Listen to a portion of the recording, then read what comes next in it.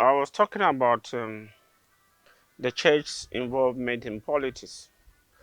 No, the norm is that if you are a member, a Christian, and you engage yourself in politics, formally you are tagged as a not a staunch Christian because people saw politics and they call it a dirty game.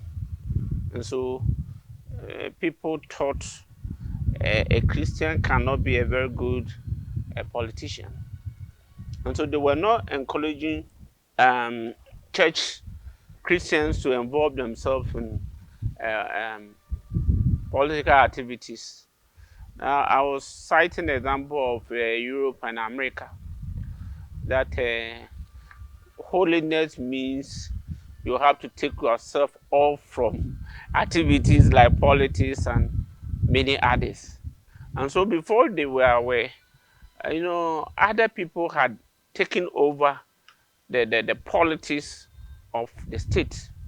And they started coming out with so many laws which were not in favor of the church activities. I've already told you that you can't go to a public school in US and say we have a morning prayer, or you pray, or you put Bibles in their libraries and reading rooms. And so before they were aware, they started enacting laws which is inimical to the Christian faith or belief. For instance, the LGBT plus and whatever, every day they add something to it, you know, and the abortion right. As Catholics, we are seriously against abortion. We are against the LGBT. So we had a country like US with that time a majority Christian communities. So where were the Christians? They were not there. And so it's the same thing in Ghana. The church itself will not encourage the youth into politics. Have you heard a diocese, calling people for those who are prospective politicians to come for a day's workshop, whether to become an assemblyman or to become a unit committee member? And so the church has won itself from politics. And so that is how it is. And so somebody will go to maybe politics and will not attach himself more to the church. I have been a member of parliament for 4 years. I was expecting the church from time to time to engage us, to tell us exactly what they want us to talk about as a Catholics. It never happened. And I don't think they've even done that before. Although every Wednesday we had mass in Parliament where Bishop Pamabaka was then there, will come and celebrate mass with us. But having a symposium or workshop or a conference, 3 days conference, reorientation of the Catholics in Parliament, that time we were more than 60 Catholics, 60 to 70. Or even all the leaders were Catholics. That time, almost all the leaders were Catholics, including the current speaker. And that is where the missing line is. So everybody is doing his best. Everybody is doing his best. I was there. I didn't get any encouragement from anybody, but I was doing my best to support the church. But if we are talking about a collective, responsibility, which we will all be one to support the church. That is exactly what I'm talking about. I'm not saying all the Catholics are not doing one or two things to help the church. For instance, the topical issue now, the LGBT, which is very hot in Parliament, and it's like it's like a grasshopper walking. It takes a four leap and four leap back, and that is exactly what I'm talking about. Is there anybody or has the church engaged even the Catholics? I've heard them making statements, but maybe many of our MPs from both sides. I'm not talking about the majority or minority, because Catholics are on the majority and Catholics are on the minority sides. You know, have the church engaged them in maybe give them orientation about the tenet of the church, which is seriously against LGBT? Have they done that? The answer is no.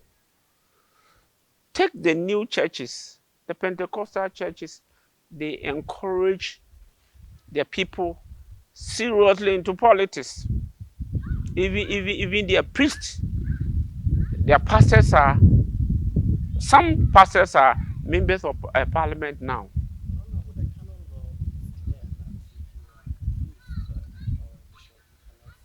What about the other faithful? What about the other faithful? I'm talking about encouragement. Because they encourage that person to be there. Which other colleagues are not getting. If you want to do that, the solution is that we start from the base, the assembly level. Let's start grooming people from the assembly level.